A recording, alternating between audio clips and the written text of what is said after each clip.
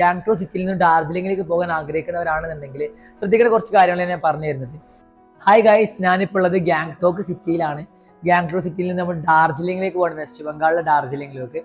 അപ്പോൾ നമ്മൾ രാവിലെ റൂം വെക്കേറ്റ് ചെയ്ത് ഇറങ്ങിയതാണ്. നമ്മളിവിടെ ഒരു 9 മണിയാകുമ്പോൾ 9:30 മണിയായപ്പോൾ നമ്മളിവിടെ ഷെയർ ടാക്സി പോയിന്റിൽ എത്തിയത്. പക്ഷെ നമുക്ക് സ്റ്റിൽ ഇതുവരെ എന്ത് കിട്ടിയില്ല, വണ്ടി കിട്ടിയില്ല. സമയം 11 മണി, 11:30 മണിക്കാണ് നമുക്ക് റിപ്പോർട്ട് ഉണ്ടെങ്കിൽ 12 മണിക്കാണ് നമുക്ക് വണ്ടി ഉള്ളത്. ഗാങ്ടോക്ക് സിറ്റിയിൽ നിന്ന് ഡാർജിലിംഗിലേക്ക് പോകാൻ ആഗ്രഹിക്കുന്നവരാണെന്നുണ്ടെങ്കിൽ ശ്രദ്ധിക്കേണ്ട കുറച്ച് കാര്യങ്ങൾ ഞാൻ പറഞ്ഞു തരുന്നത്. നമ്മൾ തലേന്ന് രാത്രി ഷെയർ ടാക്സി ബുക്ക് ചെയ്യാം.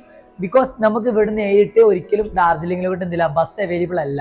ഓക്കെ, ഒന്നിനും നമ്മൾ ബസ്സിലാണെന്നുണ്ടെങ്കിൽ ഗാങ്ടോക്കിൽ നിന്ന് സിലിഗുരിയിലേക്ക് പോകണം. സിലിഗുരിയിൽ നിന്ന് പിന്നീട് നമ്മൾ വീണ്ടും ഡാർജിലിംഗിലേക്ക് പോകണം. അപ്പോൾ 9 മണിക്കൂർ 10 മണിക്കൂർ യാത്ര വരും.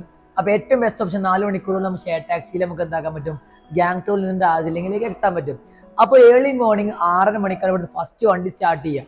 അപ്പോൾ നിങ്ങൾ അതിന് മുമ്പ് ഇവിടെ എത്തിയിട്ട് വേഗം കൗണ്ടറിൽ ചെന്നിട്ട് ടിക്കറ്റ് ബുക്ക് ചെയ്യാം. രണ്ടാമത്തെ ഓപ്ഷൻ എന്ന് പറയാനുള്ളതെങ്കിൽ തലേന്ന് രാത്രി നിന്നോട് ഷെയർ ടാക്സി ബുക്ക് ചെയ്യുക എന്നുള്ളത് രണ്ടാമത്തെ ഓപ്ഷൻസ് വരുന്നത്.